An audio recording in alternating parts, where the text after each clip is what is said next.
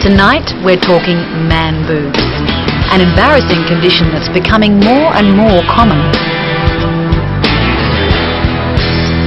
Up to 10% of the male population, that's 1 million Australian men, will develop man boobs at some stage in their life.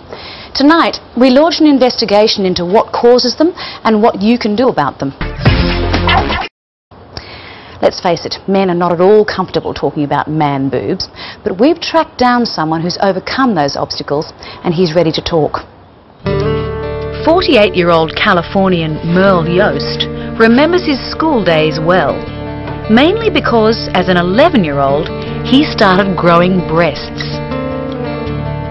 I was this tiny, skinny little boy who all of a sudden started sprouting breasts, and they were large enough that they were noticed by everybody. The more they developed, the more I got harassed. Guys were constantly grabbing at my chest, and girls were offering me their bras, and it was quite noticed. The condition that Merle Yost is talking about has a medical name: Gynecomastia.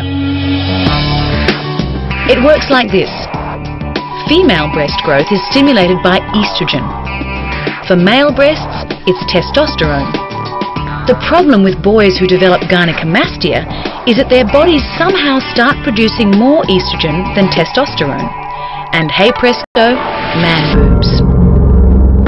Merle Yost tried to eliminate his problem surgically back in the early 90s. I would guess that by the time that I ended up having surgery in 1993 that I was probably in the neighborhood of a B cup. But the operation wasn't a complete success, so he's backing up to finish the job. He took this piece, but he really didn't take this over. This is really about cleaning up this piece. Merle's having his second operation at a private hospital in San Francisco. Hey Merle, how you doing? Fine, thank you. All set to go? I am. Oh, good. Dr. Miguel Delgado has done breast reductions on more than 1,000 men like Merle.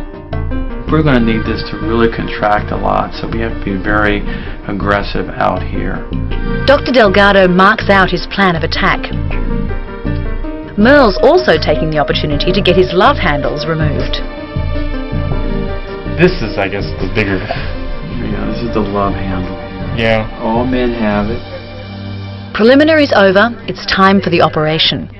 Yeah, I expect the surgery will take, approximately 4 hours, I would say. I'll see you in the morning. Last year alone, 17,000 American men stepped up to have breast reductions. And it's mostly about getting rid of excess fatty tissue. Dr. Delgado's got just the thing. It literally melts the fat away. So you have to be fairly cautious not to overuse it. Once the fat has turned to liquid, it's liposuctioned out. I'm tired already.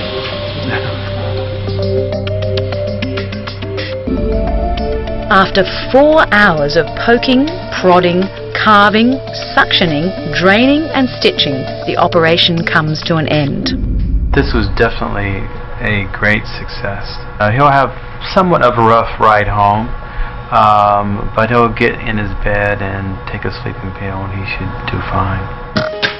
Dr. Delgado seems optimistic, but will Merle be as happy with the result? And how will he feel about life without his man boobs?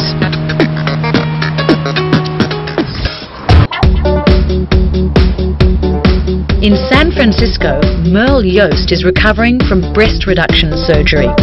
It's been 5 weeks since the operation. He's still wearing a compression garment. But when he takes it off, the shape of things to come is clear to see. I'm actually feeling really optimistic about the surgery. My chest looks dramatically different, and it's only going to get better as the swelling continues to go down. The before and after pictures tell the story well. Merle's had to update his wardrobe to take account of his new slimline self.